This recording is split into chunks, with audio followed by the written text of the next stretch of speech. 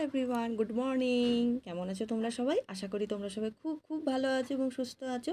আমার ছোট্ট একটা মিনি ব্লগে তোমাদের অনেক অনেক স্বাগত, অনেক অনেক ভালোবাসা।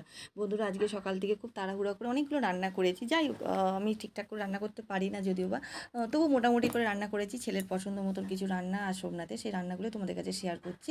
প্রথমে দেখাও, আমি রুটি করে নিয়েছি, রুটিটা রেখে দিলাম দেখো। আর এই পাশে দেখো করেছি আমি আলুর দম আর পোলাও, গোবিন্দভোগ চালের পোলাও। আর আরেকটা আজকে স্পেশাল রান্না করেছি, আমার কাছে নতুন পুরোটা।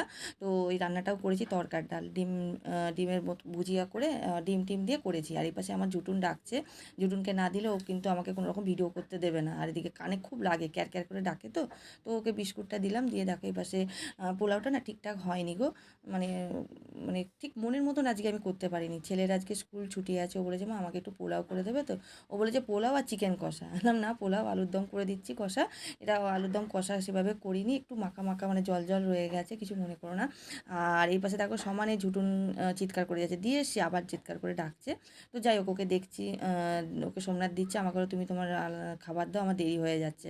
তো যাই হোক, ও সোমনাথ দিচ্ছে ওকে খাবার, আমি এদিকে সোমনাথের খাবারটা বাড়লাম। প্রথমে পোলাওটা দিলাম আর আলুর দমটা। এবার সোমনাথ খেয়ে বললো তো ভালো হয়েছে। আমি জানি না আমাকে ইমপ্রেস করে বললো কি না, বা আমার মনটা একটু খুঁতখুত করছে বলে ওই জন্য হয়তো।